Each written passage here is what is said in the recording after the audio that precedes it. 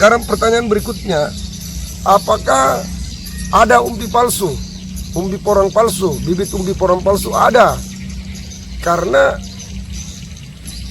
jenis porang ini ada 4 macam. Ada yang mirip daunnya, batangnya, dia punya umbi hampir sama. Tinggal kita harus membedakan. Seperti contoh ini kita kemarin coba membeli. Ini kemarin kita tanam, dia tumbuh. Ini kira-kira sekitar 1,5 bulan. Ini dia punya batang ini kasar. Coba lihat. Ini kasar dia. Sementara kalau porang, coba lihat di sana. Coba lihat di sana yang porang. Dia punya dia punya batang halus. Coba lihat. Seperti itu. Jadi kalau porang dia punya batangnya ini halus, kalau ini kasar. Dan yang kedua, kalau bukan porang itu tidak punya katak. Tidak ada katak itu, tidak ada buahnya di sekitar sini. Ini berarti kalau macam ini adalah iles-iles. Seperti itu. Kalau kita misalnya beli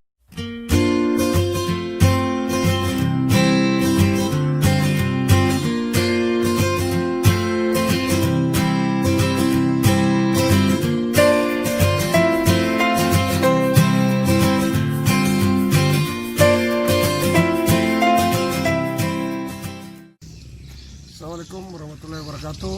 Salam porang Sulbar. Hari ini hari Jumat tanggal 30 Oktober 2020. Kali ini di video kali ini kita akan membuat satu video menyangkut persoalan bibit katak dan bibit umbi porang. Nah, banyak pertanyaan-pertanyaan, baik itu dari YouTube, baik dari Instagram saya, Twitter, dan Facebook. Banyak yang bertanya seperti ini, apakah ada katak yang palsu atau umbi palsu? Maka nanti coba kita akan bahas mengenai hal ini. Ini adalah katak. Ini katak yang tadi saya sudah panen, yang sudah dorman. Dan ini katak yang kita beli kemarin, yang kayaknya kata-kata yang dari hutan, yang dipanen di hutan. Nanti kita bedakan yang mana yang betul-betul dorman dan mana yang betul-betul tidak dorman, yang dipaksakan untuk dipanen. Nah, mari kita lihat, kita bahas berikutnya bahwa kalau kata itu tidak ada yang palsu, tetapi ada kata-kata yang dipaksakan dipanen tanpa belum dorman. Apa itu? Kata-kata yang diambil di hutan. Itu belum dorman, dipaksa untuk dicabut ambil umbi. Ada dia punya kata, itu yang diambil lalu dijual. Sementara kalau yang budidaya seperti kita ini, itu betul-betul nanti setelah panen dia jatuh di tanah baru kita ambil, itu baru dorman. Nah, apa efek yang akan terjadi kalau kita menanam kata yang belum dorman? Maka jawabannya, secara pengalaman kami, hampir sekitar 50% kata-kata yang tidak dorman itu tidak akan tumbuh. Tetapi kalau kata-kata dorman yang sudah dorman, itu biasanya hampir sampai 95% dia pasti akan tumbuh. Seperti itu. Nah, itu untuk kata. Maka coba kita bedakan. Mari kita lihat ini kata yang sudah dorman, yang tadi kita ambil di kebun kita. Nah, coba kita lihat, kita belah. Nah, warnanya dia seperti ini. Ini betul-betul kata yang sudah dorman ini. Ini warnanya dia seperti ini. Nah, coba lihat. Nah, sementara kata yang kita ambil dari hutan, kita coba lihat. Nah, itu lain. Ini adalah kata-kata yang ambil yang dari hutan. Kebetulan banyak di hutan. Orang pergi cari umbi, tapi di atas ada katanya, diambil, dipaksakan, belum dorman, akhirnya seperti ini. Jadi kalau pertanyaan apakah ada kata yang palsu, tidak ada.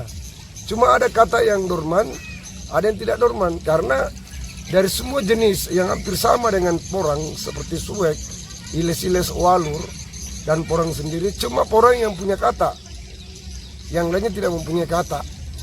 Nah, seperti itu. Itu barangkali jawaban kita untuk para petani-petani penggiat porang yang pemula, supaya kita tahu bahwa kalau untuk bibit kata itu tidak ada palsu, tetapi ada bibit kata yang tidak dorman dan ada dorman. Dan risikonya kalau tidak dorman itu risiko tumbuh paling cuma 50%. Seperti itu. Nah, sekarang pertanyaan berikutnya, apakah ada umbi palsu, umbi porang palsu, bibit umbi porang palsu? Ada, karena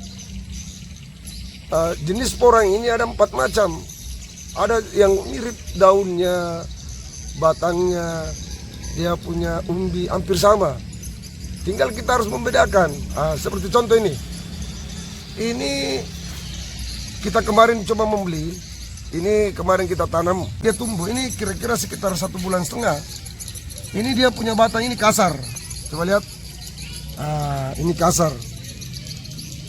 Kasar dia. Sementara kalau porang, coba lihat di sana.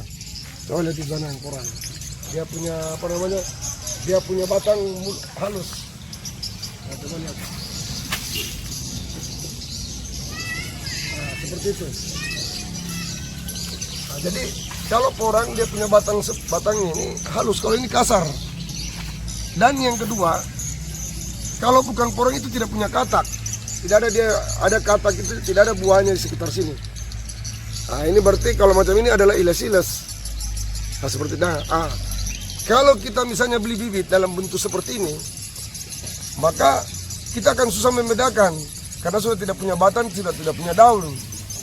Maka yang harus kita lakukan, ya, jadi ini bagus sekali untuk yang pemula. Kita coba belah, seperti ini.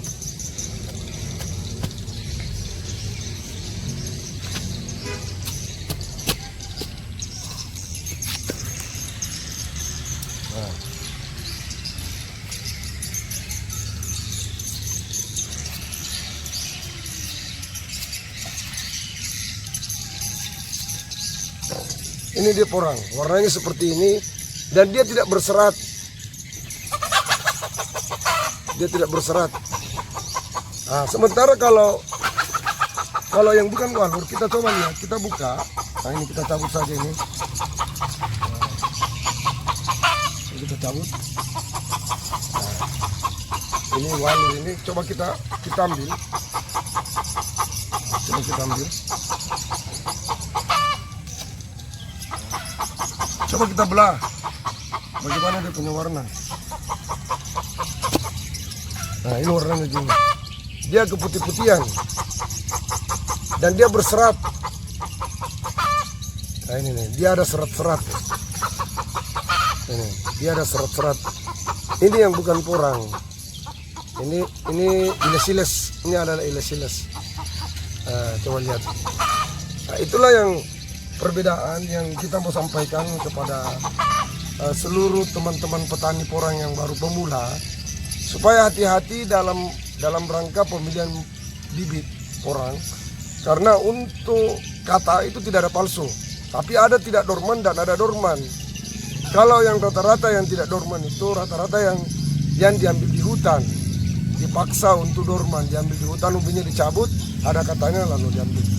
Tetapi kalau untuk rata-rata biasa, kalau untuk yang petani-petani yang budidayakan itu rata-rata biasa nanti setelah jatuh betul-betul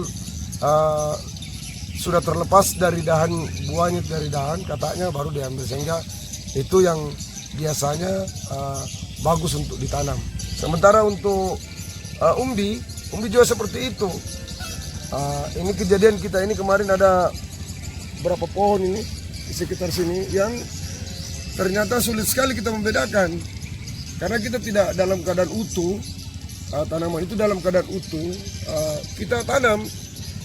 Kalau macam yang ini kan kita bisa lihat bahwa ini ternyata dia berserat, kalau porang tidak berserat. Seperti itu. Jadi ini yang perlu kami sampaikan kepada teman-teman sekalian, terutama para petani pemula untuk tanaman porang ini untuk jauh lebih berhati-hati dalam rangka pemilihan bibit. Seperti itu, mudah-mudahan video kali ini bisa menambah wawasan pengetahuan untuk teman-teman para pemula-pemula, terutama yang ada di Sulbar dan terkhusus di seluruh Indonesia untuk lebih berhati-hati dalam rangka memilih bibit. Saya kira kali ini terima kasih banyak. Assalamualaikum warahmatullahi wabarakatuh. Salam Porang Sulbar.